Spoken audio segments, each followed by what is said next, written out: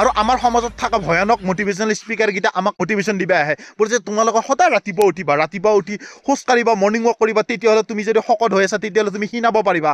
এই হাতীটো অত বছৰেদি খোজ কাঢ়ি ঘূৰি ফুৰিছি, 1 ইঞ্চি ক্ষীণাইছি কোনোবা দিনা।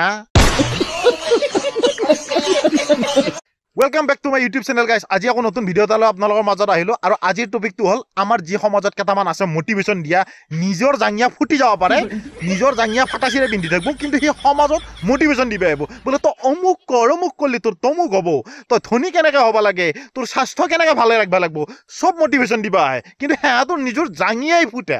তো দেৰি নকৰি ভিডিঅ'টো ষ্টাৰ্ট কৰোঁ। ষ্টাৰ্ট।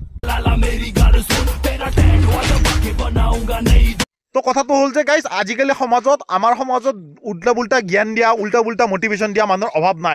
নিজে চাইকেল মাৰি আহি পেলাই টক শ্ব' এটাত সোমাই পেলাই সি ক'ব বোলে যে BMW কেনেকৈ কিনিব পাৰি, BMW কিনিব লাগে তই কেনেকৈ বিজনেছ কৰিব লাগিব, সি সেইখিনি জ্ঞান দি থৈ পেলাই আকৌ যাওঁতে চাইকেলৰ চেন তুলি তুলি চাইকেল মাৰিয়ে গুচি যাব। আৰু কেইটামান আছে আল্ট্ৰা প্ৰ' মেক্স বিজনেছমেন, আমাৰ প্ৰায় অনলাইনত সিহঁতক দেখা পোৱা যায় থাকে। মানে সিহঁতৰ কোনখন বিজনেছৰ কথা কৈছোঁ তো গমে পাইছে, অলপ নেটৱৰ্কিং টাইপৰ। সিহঁতৰ কথাটো হ'ল সিহঁতে সমাজত এনেকুৱা সন্মান পায়, মানে গামোচাই পিন্ধি থাকে সিহঁতক, যিমান ভিডিঅ' দেখা পাব চব ভিডিঅ'ত গামোচাই পিন্ধি থাকে। কিন্তু তই যদি চাব যা নহয়, সিহঁতৰ গ্ৰুপৰ ভিতৰতে ইটো সিটোক গামোচা পিন্ধি আছে, সিটোৰ আকৌ উল্টাই আনি আকৌ ইটোক পিন্ধিছে। সিহঁতে ষ্টেজত উঠিয়ে মাইকটোৰ আগত এটাই কথা ক'ব যে অডি কেনেকৈ কিনিব লাগে, BMW কেনেকৈ এচিভ কৰিব লাগে কম দিনত, সেই জ্ঞানটো দিব আহিব। আকৌ ক'ব কাক জানা নাই, যিকেইটা তলত বহি আছে সিহঁতক ক'ব যে আমাৰ অমুক ছাৰে 6 মাহৰ ভিতৰত অডি এখন লৈছি, অমুক ছাৰে 6 মাহৰ ভিতৰত BMW এখন লৈছি। আৰে তহঁতে সদায় বেলেগৰ উদাহৰণ কিয় দি থাকা? যদি তহঁতে পাৰা তহঁতেও লৈ পেলাই তহঁতে নৰা, তহঁতে বেলেগৰ উদাহৰণ দি থাকা। আৰু আমাৰ সমাজত কেইটামান এনেকুৱা ভয়ানক মটিভেশ্যনেল স্পিকাৰ আছে, সিহঁতে আমাক মটিভেশ্যন দিবা আহে, আমাক মটিভেশ্যন দিয়ে। আৰু আমাৰ সমাজত থকা ভয়ানক মটিভেশ্যনেল স্পিকাৰকেইটা আমাক মটিভেশ্যন দিবা আহে যে তোমালোকে সদায় ৰাতিপুৱা উঠিবা, ৰাতিপুৱা উঠি খোজ কাঢ়িবা, মৰ্ণিং ৱাক কৰিবা, তেতিয়াহ'লে তুমি যদি শকত হৈ আছা তেতিয়াহ'লে তুমি ক্ষীণাব পাৰিবা। এই হাতীটো অত বছৰেদি খোজ কাঢ়ি ঘূৰি ফুৰিছি, 1 ইঞ্চি ক্ষীণাইছি কোনোবা দিনা।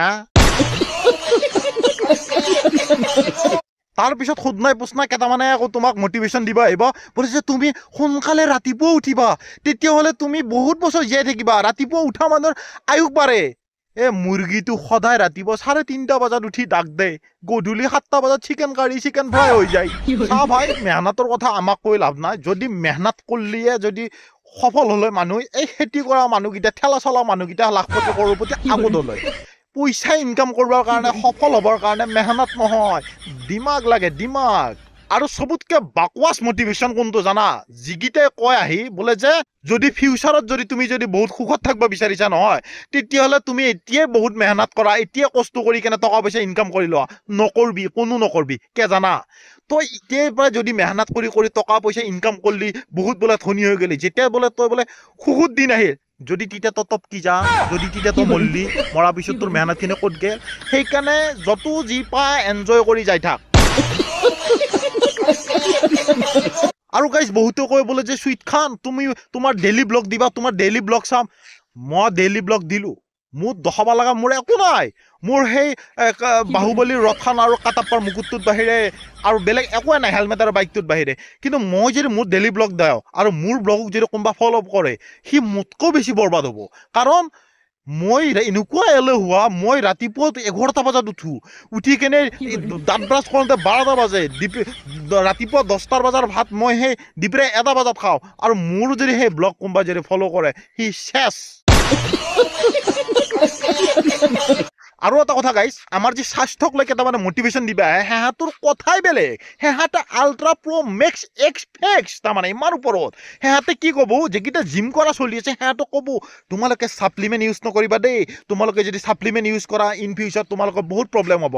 কিন্তু সি কুত্তাই ৰাতিপুৱাৰ পৰা ৰাতিলৈকে মদ খোপা গেলি থাকে, মদ খাই থাকে, বিমল খাই থাকে, গুটখা খাই থাকে, সি আকৌ জ্ঞান দিবা আহে ছাপ্লিমেণ্ট নাখাবি বুলি কেনে।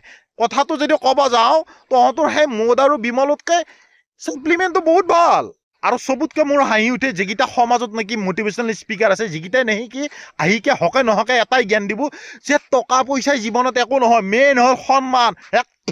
সন্মান তোৰ ঘৰত যেতিয়া মায়েৰে বা বাপেৰে বেমাৰ হ'ব, মেডিকেলত এডমিট কৰিব লগা হ'ব, তই সন্মান যাই পেলাই ডাক্তৰক সন্মান জমা দিবিচোন।